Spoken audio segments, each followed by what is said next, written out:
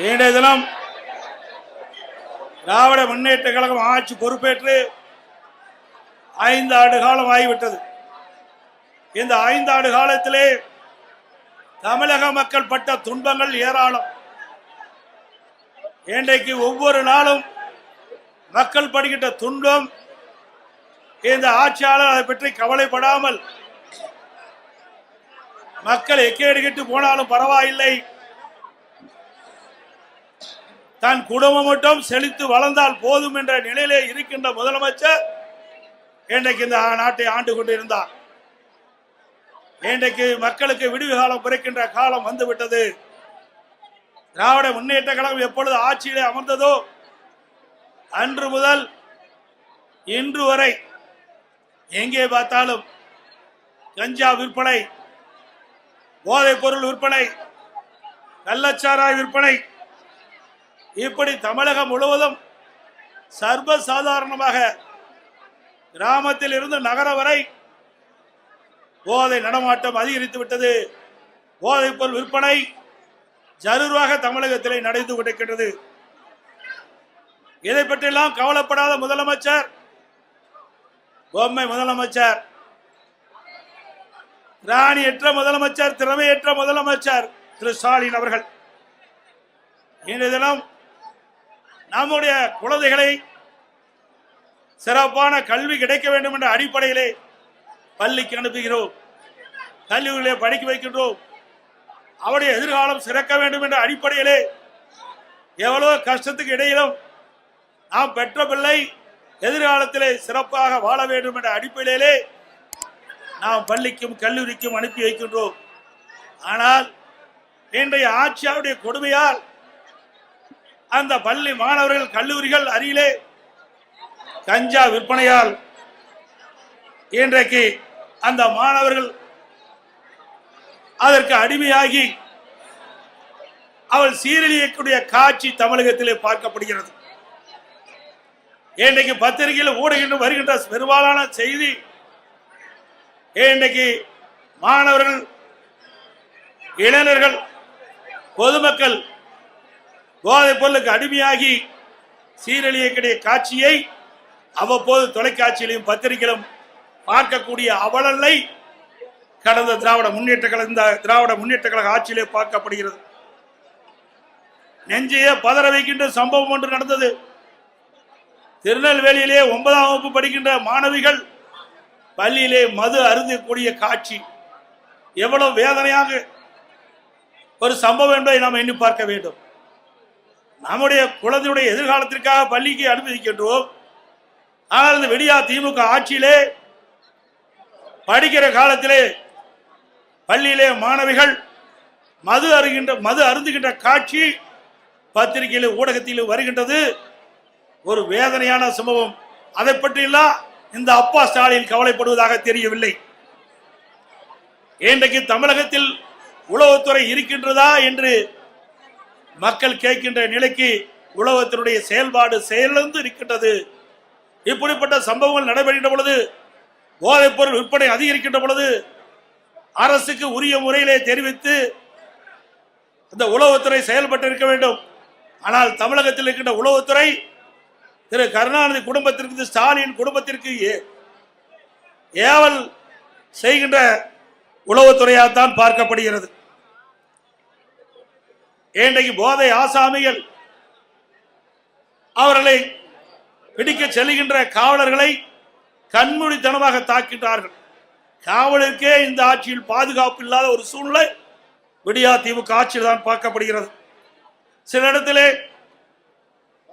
அந்த போதை ஆசாமிகளால் கைது செய்ய முற்படுகின்ற பொழுது கத்தி காட்டி காவலர்களை மிரட்டுகின்ற காட்சி நாம் பத்திரிகையிலும் ஊடகத்திலும் பார்க்கக்கூடிய அவலங்களை தமிழகத்திலே இன்றைக்கு நிலவிக் கொண்டிருக்கின்றது.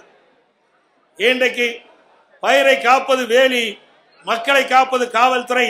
அந்த மக்களுக்கே பாதுகாப்பு இல்லாத ஒரு சூழ்நிலை தமிழகத்திலே நிலவிக் கொண்டிருக்கின்றது. அப்படிப்பட்ட அவல ஆட்சிதான் இன்றைக்கு தமிழகத்திலே நடந்து கொண்டிருக்கின்றது. இன்றைக்கு சென்னை மாநகரம் பட்டம் பகலிலே ஒரு அரசியல் கட்சி தலைவர் ஆம்ஸ்ட்ராங் வெட்டி படுகொலை செய்யப்படுகிறார்.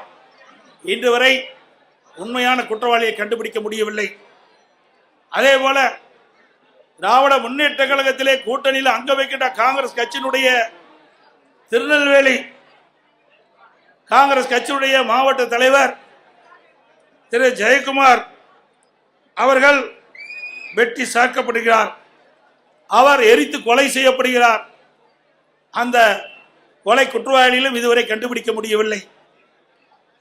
இன்றைக்கு ஒரு 15 நாட்களுக்கு முன்பு நாங்குநேரில் இருசக்கர வாகனத்தில் போதை ஆசாமிகள் சாலையிலே சென்று கொண்டிருந்தவர்களை வெட்டி சாய்க்கின்றார்கள். அதில் 2 பேர் படுகொலை செய்யப்படுகிறார். அதே போல சிவகங்கை மாவட்டம் அந்த பகுதியில் இருசக்கர வாகனத்தில் போதை ஆசாமில் சென்று கொண்டிருந்த பொழுது சாலை ஓரமாக நின்றவர்களை வெட்டி சாய்க்கப்படுகின்ற காட்சி இந்த ஆட்சியிலே பார்க்கப்படுகிறது. இந்த ஆட்சியிலே பாலியல் வன்கொடுமை நடக்காத நாளே இல்லை. இன்றைக்கு கிருஷ்ணகிரியில 2 வயது குழந்தையை கூட விட்டு வைக்கலை. திராவிட முன்னேற்ற கழக கட்சியை சேர்ந்த ஒருவர் 2 வயது பச்சிளம் குழந்தையை பாலியல் சீண்டல் ஆளாக்கி கொலை செய்யப்படுகின்ற நிகழ்வு இந்த ஆட்சியிலே தான் பார்க்கப்படுகிறது.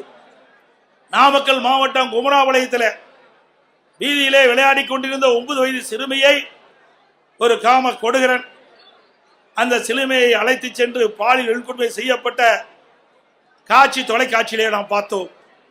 இதையெல்லாம் எந்த அளவுக்கு இந்த ஆட்சியிலே கொடுமை நடந்து கொண்டிருக்கின்றதை நாம் எண்ணி பார்க்க வேண்டும்.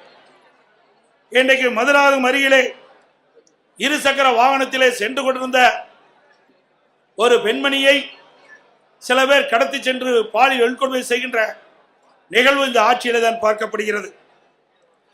அண்மையிலே 3 நாட்களுக்கு முன்பு தூத்துக்குடி மாவட்டம் விளாத்திக்குளம் பகுதியிலே பள்ளியிலே படிக்கின்ற மாணவி அந்த மாணவியை கடத்தி சென்று பாலியல் வன்கொடுமை செய்து கொலை செய்கின்ற ஒரு துர்ப்பாக்கியமான ஆட்சி இந்த ஆட்சியிலே பார்க்கப்படுகிறது. அந்த உடலை வாங்க 3 நாட்கள் அந்த சம்பந்தப்பட்ட பெற்றோர்களுடைய உறவினர்கள் சாலையிலே மறியல் செய்த காட்சி நாம் தொலைக்காட்சியிலே பார்த்தோம். அதே போல அண்ணா நகரிலே ஒரு சிறுமி பாலியல் சீண்டலுக்கு ஆளாக்கப்பட்டு நீதிமன்றம் மாநில காவல்துறை விசாரிக்கப்பட்டால் நியாயம் கிடைக்காது என்று சிபிஐ விசாரிக்க வேண்டும் என்று தீர்ப்பளிக்கப்பட்டது. அதை எதிர்த்து வெக்கங்கட்ட அரசு உச்சநீதிமன்றத்தில் மேல்முறையீடு செய்கிறது. அப்படி என்றால் கொலை குற்றவாளிகளை இந்த அரசு எப்படி பாதுகாக்குது என்பதை நாம் எண்ணி பார்க்க வேண்டும். அதே போல கள்ளக்குறிச்சியிலே கள்ளச்சாராய் அருந்தி சுமார் 68 பேர் மரணம் அடைந்தார்கள். அதற்கு ஆளுங்கட்சி சேர்ந்தவர்கள் துணை நின்ற காரணத்தினாலே ஆளுங்கட்சியில் இருக்கின்ற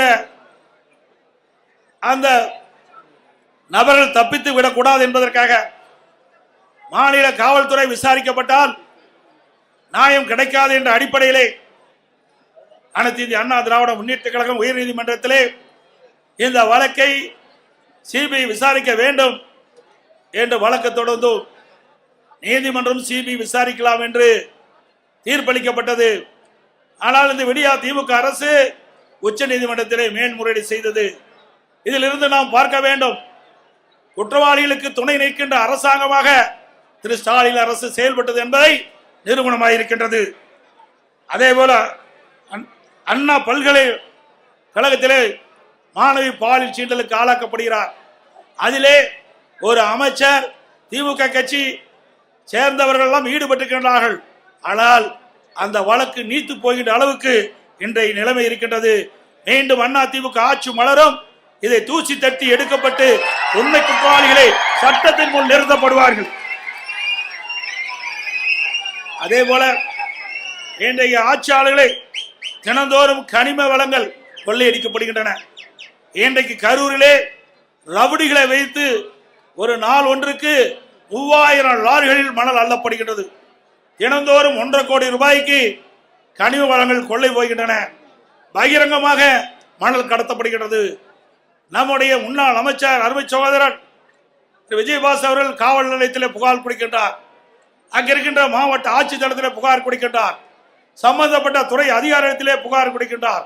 எந்த புகாரும் அவர் எடுத்துக் கொள்ளப்படவில்லை. அதிகாரிகளுடைய துணை கொண்டு இதுவரை மணல் கொள்ளை சர்வசாதாரணம் நடந்து கொண்டிருக்கிறது. அங்கே ஒரு திமுக முன்னாள் அமைச்சர் முழுமையாக இந்த கனிம வள கொள்ளையிலே ஈடுபட்டிருக்கின்றார். ஆக இப்பொழுது இருக்கின்ற அதிகாரிகள் அத்தனை பேரும் இந்த கனிம வள கொள்ளைக்கு துணை வகிக்கின்றார்கள். அனைத்து இந்திய அண்ணா திராவிட முன்னேற்ற கழக அரசு உங்களுடைய மகத்தான ஆதரவு பேரிலே ஆட்சி அமைந்தவுடனே இந்த கனிம வள கொள்ளையிலே யாரெல்லாம் ஈடுபட்டார்கள், யாரெல்லாம் இதற்கு துணை நின்றார்கள், அவர்கள் மீதெல்லாம் சட்ட ரீதியாக நடவடிக்கை எடுக்கப்படும் என்பதை நேரத்தில் தெரிவித்துக் கொள்கின்றேன். இன்றைக்கு நாம் பார்ப்பதெல்லாம் நாம் வைத்திருக்கின்ற பணத்தை திருடுவார்கள், இல்லது வீட்டிலே திருடர்கள் புகுந்து நகையை திருடுவார்கள். ஆனால் இன்றைக்கு விடியா திமுக ஆட்சியிலே உடல் உறுப்புகளை திருடுகின்ற ஒரே ஆட்சி இந்த ஆட்சியிலே தான் பார்க்கப்படுகிறது. சிந்தித்து பாருங்கள். நாமக்கல் மாவட்டம் அந்த பகுதியிலே வறுமையின் காரணமாக ஏழைகள் அவருடைய உடல் உறுப்பு கிட்னியை முறைகேடாக இன்றைக்கு திமுக கட்சி சேர்ந்த எம்எல்ஏ மருத்துவமனையிலே அழைத்து சென்று முறைகேடாக அவருடைய கிட்னியை இன்றைக்கு திருடியிருக்க என்று சொன்னால் இந்த ஆட்சி எப்படிப்பட்ட ஆட்சி என்பதை எண்ணி பார்க்க வேண்டும். அது மட்டுமல்ல, இது கண்டுபிடித்ததும் திராவிட முன்னேற்ற கழகம் தான். இதற்கு ஒரு குழு போட்டதும் திராவிட முன்னேற்ற கழகம் தான். ஆக இதையெல்லாம் கண்டுபிடித்த பிறகு சட்ட ரீதியாக இந்த மருத்துவமனை மீது எந்த நடவடிக்கை எடுக்கப்படவில்லை. ஆக அதிமுக ஆட்சி மலர்ந்தவுடன் இந்த கிட்னி முறைகேட்டில் ஈடுபட்ட அந்த மருத்துவமனை சம்பந்தப்பட்டவர்கள் மீது சட்ட ரீதியாக அதிமுக அரசு நடவடிக்கை எடுக்கப்படும். இது எவ்வளவு கொடுமையானது. நாட்டிலே பாதுகாப்பு கொடுக்கக்கூடிய ஒரு அரசாங்கம் அந்த ஆளுங்கட்சி சேர்ந்த எம்எல்ஏ மருத்துவமனையிலே இப்படிப்பட்ட கொடுமையான நிகழ்வு நடைபெற்று என்று சொன்னால் இந்த ஆட்சி எப்படிப்பட்ட ஆட்சி என்பதை மக்கள் எண்ணி பார்க்க வேண்டும். இன்றைய தினம் அமைச்சரவையில் இடம்பெற்றிருக்கின்ற ஒரு துறை நகர்ப்புற வளர்ச்சித்துறை, குடிநீர் வழங்கத்துறை. அந்த துறையிலே அமலாக்கத்துறை இன்றைக்கு ஆய்வு செய்யப்பட்டு சோதனையிடப்பட்டு அந்த சோதனையிலே கிடைக்கப்பட்ட ஆதாரத்தின் அடிப்படையிலே இவர்கள் மீது நடவடிக்கை எடுக்க வேண்டும் என்று அரசுக்கு காவல்துறை, உயர்ந்த காவல்துறைக்கு அறிக்கை அனுப்பப்படுகிறது. 3 முறை அறிக்கை அனுப்பப்பட்டது அமலாக்கத்துறையின் மூலமாக. இதுவரை நடவடிக்கை எடுக்கப்படவில்லை. இன்றைக்கு இந்த துறையைச் சேர்ந்த அமைச்சர்கள், இந்த துறையைச் சேர்ந்த அதிகாரிகள் மீது இன்றைக்கு அந்த அமலாக்கத்துறை ஆதாரத்தோடு கண்டுபிடிக்கப்பட்ட அறிக்கையின் அடிப்படையிலே அங்கே முதல் தகவல் அறிக்கை பதிவு செய்யப்பட வேண்டும். ஆனால் இதுவரை செயல்படவில்லை. உடனடியாக அனைத்து இந்திய அண்ணா திராவிட முன்னேற்ற கழக கட்சி உயர் நீதிமன்றத்தில் வழக்கு தொடரப்பட்டு நீதி அரசர் இன்றைக்கு அமலாக்கத்துறை ஆதாரத்தோடு கண்டுபிடிக்கப்பட்டிருக்கிறது. அந்த ஆதாரத்தின் அடிப்படையிலே அரசு இன்றைக்கு எஃப்ஐஆர் போட வேண்டும் என்று தீர்ப்பு வழங்கப்பட்டது. இதுவரை அந்த உயர்நீதிமன்ற தீர்ப்பை கூட அமுல்படுத்தாமல் புறக்கணிக்கின்ற அரசு திரு ஸ்டாலின் தலைமையில் இருக்கின்ற அரசாங்கம் என்பதை நேரத்தில் நினைவு கொள்ள வேண்டும். அது மட்டுமல்ல, இன்றைக்கு எங்கே பார்த்தாலும் இன்றைக்கு டாஸ்மாக் கொள்ளை. இன்றைக்கு தமிழகம் முழுவதும் 6000க்கு மேற்பட்ட மதுக்கடைகள் இருக்கின்றன. அந்த மதுக்கடையிலே சுமார் ஒரு நாளைக்கு 1.5 கோடி பாட்டில் விற்பனை ஆகின்றது. டாஸ்மாக் கடையிலே ஒரு பாட்டிலுக்கு 10 ரூபாய் என்று விலை நிர்ணயிக்கப்படுகின்ற பொழுது ஒரு நாளைக்கு 1.5 கோடி பாட்டில் டாஸ்மாக் கடையிலே விற்பனை மூலமாக ஒரு நாளைக்கு 15 கோடி ரூபாய் இந்த டாஸ்மாக் நிறுவனத்தின் மூலமாக முறையீடாக கொள்ளையடிக்கின்ற அரசு. இந்த அரசு ஒரு மாதத்திற்கு 450 கோடி, வருடத்திற்கு 5400 கோடி, இந்த 5 ஆண்டு காலத்தில் சுமார் 24,000 கோடி இந்த டாஸ்மாக் பாட்டில் விற்பனையில் மட்டும் முறையீடாக நடைபெற்ற பணம் கொள்ளையடிக்கப்பட்டுகிறது. இன்றைக்கு திராவிட முன்னேற்ற கழகம் 2021 சட்டமன்ற பொதுத் தேர்தலில் சுமார் 525 அறிவிப்புகள் வெளியிட்டாங்க. 1% அறிவிப்புகள் கூட 1/4 அறிவிப்பு கூட இதுவரைக்கும் நிறைவேற்றப்படவில்லை. அத்தனையும் பொய். இன்றைக்கு ஸ்டாலின் சட்டமன்றத்திலும் இன்றைக்கு ஊடகத்திலும் அவர் பேசுகின்ற பொழுது, கருத்துக்களை சொல்லுகின்ற பொழுது, திராவிட முன்னேற்ற கழகம் 98% அறிவிப்புகள் நிறைவேற்றப்பட்டதாக ஒரு பச்சை பொய்யை இன்னைக்கு மக்களிடத்திலே சொல்லிக் கொண்டிருக்கின்றார். அத்தனையும் பொய். மக்கள் புரிந்து கொண்டார்கள். இந்த ஆட்சியை விரட்டி அடிக்க மக்கள் முன் வந்து விட்டார்கள். இன்றைக்கு கொடுக்கப்பட்ட வாக்குறுதியை நிறைவேற்றாத காரணத்தினாலே அரசு ஊழியர்கள் வீதியிலே வந்து போராடக்கூடிய சூழ்நிலைக்கு தள்ளப்பட்டார்கள்.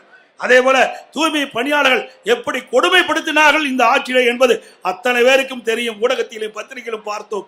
அப்படி தூய்மை பணியாளர்களையும் கொடுமைப்படுத்திய அரசாங்கம் விடியா திமுக அரசும். அதே போல கொடுக்கப்பட்ட வாக்குறுதியை நிறைவேற்ற வேண்டும் என்று பகுதி நேர ஆசிரியர்கள், சத்துணவு அமைப்பாளர்கள் வீதியிலே வந்து போராடுகின்ற நிலை இந்த ஆட்சியிலே பார்க்கப்பட்டது என்ற செய்தி இந்த நேரத்தில் தெரிவித்து, இன்றைக்கு இவ்வளவு பிரச்சனைக்கு காரணம் சட்ட ஒழுங்கு நிரந்தர டிஜிபி நியமிக்கல. கிட்டத்தட்ட 9 மாத காலமாக நீதிமன்றம் குறிப்பிட்டு கூட இன்னும் தமிழகத்தில் ஒரு நிரந்தர சட்ட ஒழுங்கு டிஜிபியை நியமிக்க முடியாத ஒரு திராணற்ற அரசு விடியா திமுக அரசாங்கம் என்பதை நேரத்தில் தெரிவித்து, இனியாவது பத்திரிகையாளர் ஊடக நண்பர்களும் தகுதியுமா செய்தி போடுங்க. இத்தனை நாள் பயந்து பயந்து இருந்தது போதும்.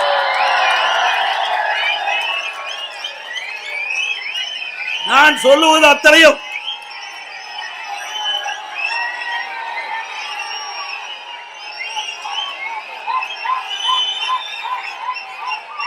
நான் இதுவரைக்கும் சொன்ன செய்திகள் அத்தனையும் பத்திரிகையிலும் ஊடகத்திலும் வந்தவை, நாங்களாக தெரிவித்து சொல்லவில்லை. ஆகவே இந்த உண்மை செய்திகள் எல்லாம் நாட்டு மக்களுக்கு கொண்டு போய் சேர்க்க வேண்டிய கடமை ஊடக நண்பர்களுக்கும் பத்திரிகைகளுக்கும் இருக்கின்ற என்பதை உணர்ந்து நடுநிலையோடு செயல்பட்டு நாட்டு மக்களை பாதுகாப்பதற்கு நீங்கள் அத்தனை பேரும் ஊடக நண்பர்களும் பத்திரிகைகளும் துணை நிற்க வேண்டும் என்று அன்போடு உங்களை கேட்டுக்கொள்கின்றேன். மக்கள் ஒரு ஆட்சி அகற்றப்பட வேண்டும். குடும்ப ஆட்சிக்கு முற்றுப்புள்ளி வைக்கின்ற தேர்தல் இந்த தேர்தல். ஊழல் விளம்பரம் மட்டும் செய்த திமுக ஆட்சியின் ஆட்டம் கடந்த 15ஆம் தேதியோடு முடிவு கட்டப்பட்டு விட்டது. தமிழ்நாட்டிற்கு இன்னைக்கு வசந்த காலம் ஆரம்பிக்கப்பட்டு விட்டது. பெண்களுக்கு பாதுகாப்பான ஆட்சி விரைவிலே மக்களால் கொடுக்கப்படுகிறார். இளைய சமுதாயத்திற்கு ஒளிமயமான எதிர்காலம் காத்துக் கொண்டிருக்கின்றது. மே மாதம் ஆட்சிக்கு வருவோம், நல்ல ஆட்சி அமைப்போம்.